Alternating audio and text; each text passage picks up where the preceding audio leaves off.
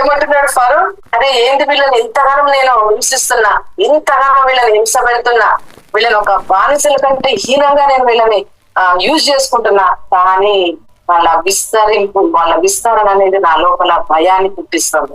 నేను ఎంతగానో వీళ్ళని అనుస్తున్నానో అంతగా వీళ్ళు వర్ధిల్లుతున్నారు. అంటే ప్రాస్పరిటీ అనేది ఒక ఫరో చేతిలో నుంచి వచ్చేది కాదు. ప్రాస్పరిటీ అది దేవుడి యొక్క కిటికీ తెరవబడి ఇజ్రాయెల్ కోసం దేవుడు భూమి మీద అనుగ్రహించాడు. కాబట్టి ఫరోనే చెప్తున్నాడు డైరెక్ట్ గా, వీళ్ళని ఆపడం నా వల్ల కావట్లేదు, నేను ఎంత ఆపుతుంటే అంత ఎక్కువ అవుతున్నా, ఎంత ఆపుతుంటే వాళ్ళు ఇంకా ఇంకా ఇంకా వాళ్ళు బిడ్డలారా, నీ దేవుడు భూమి మీద ఏది ఆపినా దేవుడి విషయంలో దేవుడు మాత్రం నేను వర్ధిల్లింపజేస్తూనే ఉంటాడు, నిన్ను ప్రాస్పర్ చేస్తూనే ఉంటాడు, నిన్ను బ్లెస్ చేస్తూనే ఉంటాడు. నీకు అసలు ఎక్కడ కూడా ల్యాక్ అనేది లేకుండా, ఒక ఎంప్టీనెస్ అనేది లేకుండా దేవుడు నిన్ను అన్ని ఏరియాస్ లో నిన్ను బ్లెస్ చేస్తూనే ఉంటాడు. అయితే నా నోటి నిండా నవ్వు ఉండెను, నా నోటి నిండా అద్భుతాలు ఉన్నాయి. అంటే ఏంటి? మన నోటి నిండా మనం నింపుకోవాలి వాటిని, నీకు జరిగే అద్భుతాలను, నీకు జరిగే నవ్వుని.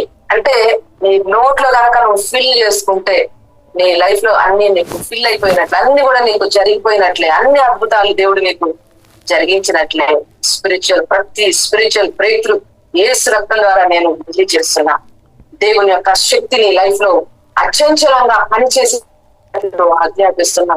వింత వింత అద్భుతాలకు నువ్వు ఒక మెయిన్ పిల్లర్ గా ఉండేటట్లు డిక్లేర్ చేస్తున్నా. నా బిడ్డలారా, శరీరం ఏ శరీరం అయితే ఉన్నదో ఆ శరీరం నా మాటకు రియాక్ట్ అయ్యేటట్లు ఆజ్ఞాపిస్తున్నా. శరీరం మీద పనిచేసే ప్రతి ఒక్క రుగ్మత, వ్యాధి, రోగం యేసు నామములో నేను శపిస్తున్నా.